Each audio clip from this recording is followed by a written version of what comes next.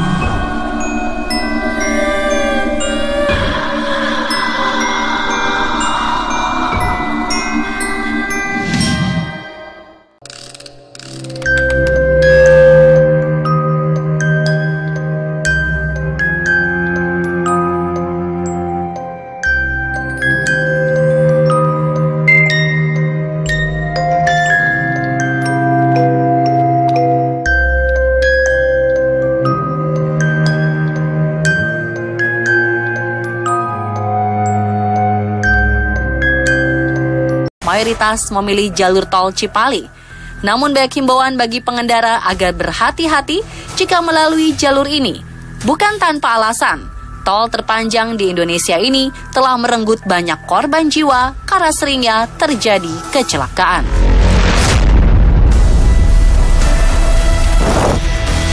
Aneka kejadian di luar nalar dikaitkan masyarakat dengan mitos warga setempat. Keberadaan sebuah batu beraroma mistis sekitar jalur tol Cipali yang konon tidak bisa dipindahkan. Batu ini dikenal dengan sebutan batu beleneng. Mayoritas warga setempat mempercayai bahwa batu beleneng adalah batu keramat yang tak bisa diutak-atik. Hal itu pula yang memunculkan spekulasi konstruksi jalan tol di kilometer 181-182 dibuat berbelok seperti huruf S. Gunung yang sangat besar saja mampu dibelah, namun usaha memindahkan atau menghancurkan batu selalu saja gagal. Kabar menyebutkan terdapat sosok penjaga batu keramat di area batu beleneng. Bahkan menurut kesaksian warga, para pekerja hendak memindahkan batu terkena malapetaka. Ada yang terserang penyakit, bahkan meninggal dunia.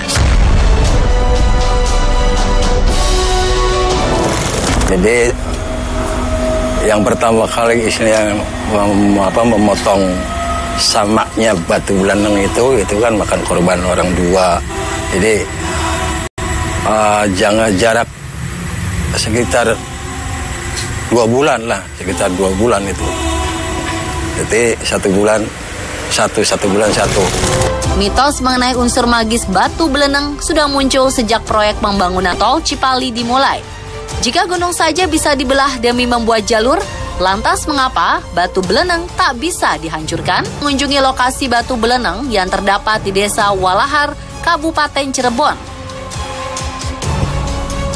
Juru kunci batu beleneng Ki Sukandi Adiwijaya pun menceritakan asal-usul batu keramat yang memiliki unsur magis ini. Disebut-sebut keberadaan batu beleneng memiliki fungsi menyumbat sebuah lubang yang konon meluapkan lumpur tak henti-henti.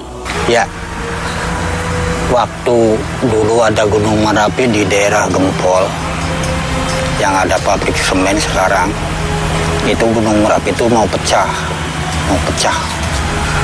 Nah, terus dikasih lubang, dibor, di sini satu, di hutan satu.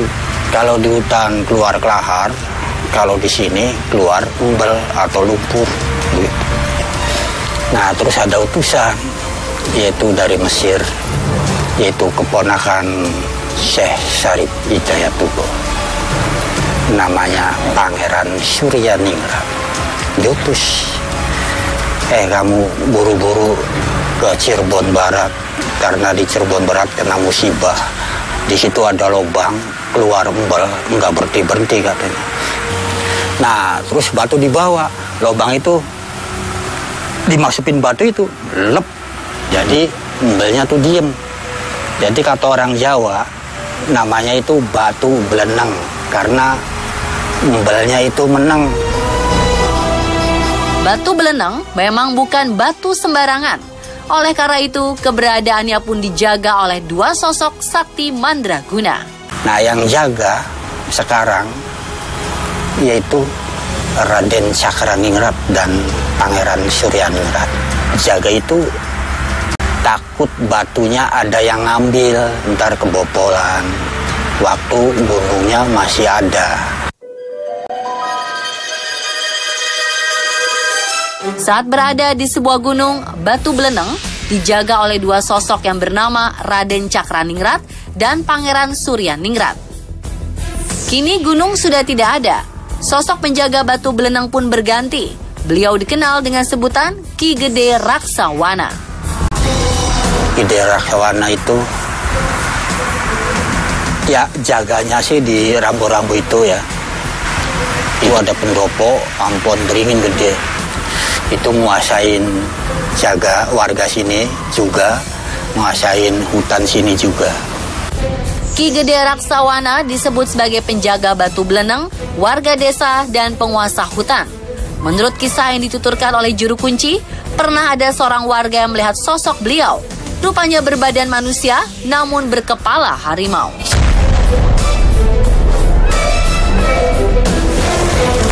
Beliau adalah penjaga sekaligus penguasa area Batu Beleneng. Juru kunci mengatakan bahwa ada satu tempat tak kasat mata di mana Ki Gede Raksawana biasanya hadir.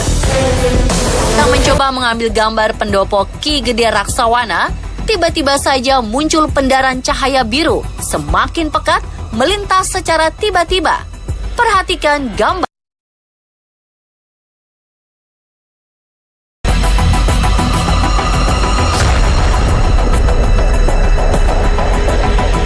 Selain memiliki unsur magis, ada pula sisi historis dari batu keramat ini.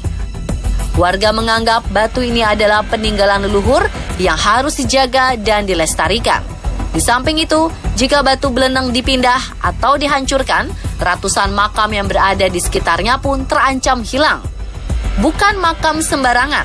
Di kawasan ini terdapat makam leluhur yang biasa disebut Buyut Simbar. Beliau diketahui bersahabat dengan Ki Gede Raksawana, sang penjaga kawasan Batu Beleneng. Nuansa magis semakin terasa ketika mengunjungi makam Buyut Simbar. Tak semua orang dapat melihat makam beliau, hanya orang-orang tertentu yang dapat merasakannya. Dari makam Buyut Simbar, pernah ada sebuah pusaka yang tiba-tiba keluar dari tanah. Itu biru. Seperti tadi, semua kena sinar itu ya.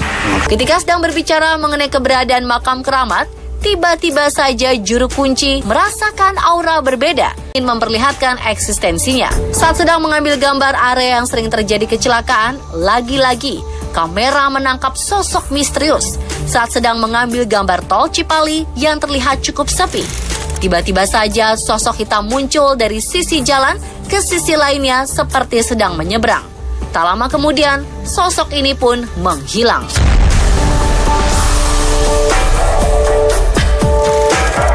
Meski begitu, kecelakaan yang terjadi di tol Cipali tak bisa terus-menerus dikaitkan dengan hal mistis. Kejadian ini pun dapat dijelaskan secara logis. Area Batu Beleneng merupakan kilometer akhir dari tol yang cenderung membuat pengendara lelah dan mengantuk. Kondisi jalan pun kerap kali tak bisa diprediksi. Jadi, kecelakaan yang terjadi bisa saja disebabkan oleh kelalaian pengemudi.